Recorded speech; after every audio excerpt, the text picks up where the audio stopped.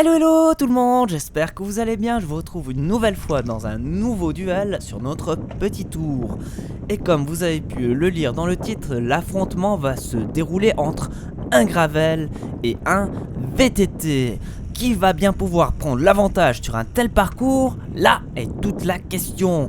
Si vous connaissez le parcours, vous pouvez déjà me donner votre avis sur le vainqueur de ce duel. Est-ce que vous penchez plutôt pour le VTT ou pour le Gravel? Je vous laisse arrêter la vidéo et me dire qui vous voyez gagner dans la barre des commentaires.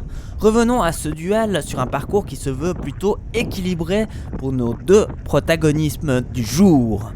Comme toujours, dans cette vidéo, nous allons nous attaquer à des points de passage clés du parcours pour voir où les différences se créent. Et ainsi, nous allons essayer de comprendre pourquoi l'un prend l'avantage sur l'autre. Et le point sans aucun doute le plus important, de connaître les écarts. Qu'en est-il au pied de la montée? Visuellement, il semble que le Gravel ait pris un petit avantage sur ce début de parcours bitumé et roulant. Et c'est bien entendu le Gravel qui rentre en tête au début de cette montée avec un avantage de 5 secondes sur le VTT. Qu'est-ce qu'il en sera au sommet? Allons vite voir!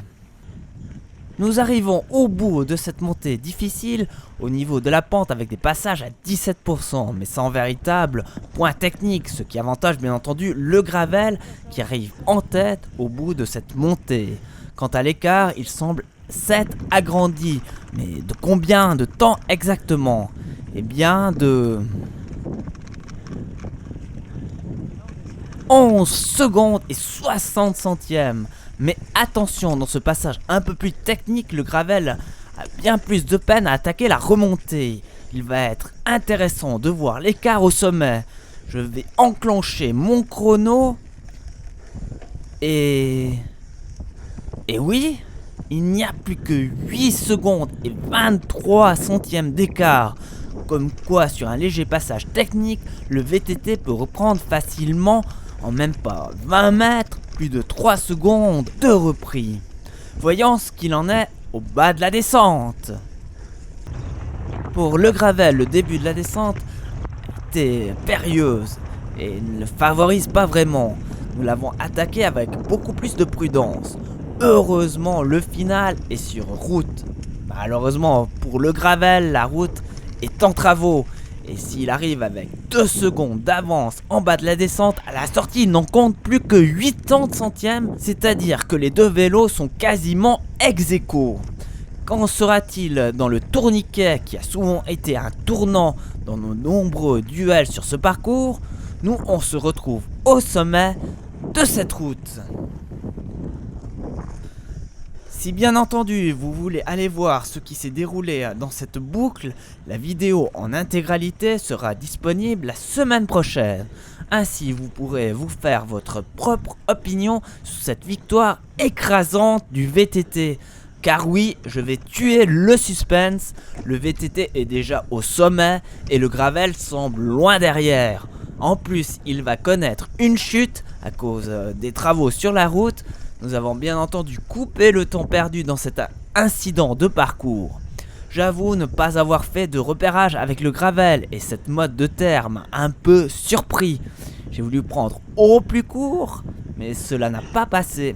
Et c'est donc avec un retard très conséquent que le Gravel va passer. Il semble clair que la course est perdue pour lui avec un retard de... En attendant le passage du Gravel, je vais vous expliquer les véritables raisons qui a créé souvent de grosses différences dans ce tourniquet. Et cela tient en un seul mot, ortie. En début de saison, comme les orties n'étaient pas là, le passage a été bien moins piquant. Voilà, 46 secondes.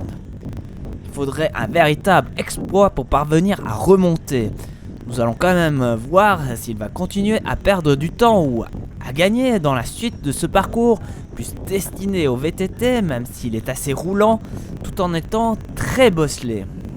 Je vous retrouve directement au pont, et sans surprise, le VTT passe en tête. Malheureusement, la caméra, lors du tournage, n'avait plus de batterie. Vous aurez donc les images du début de saison qui a remporté tous ces duels.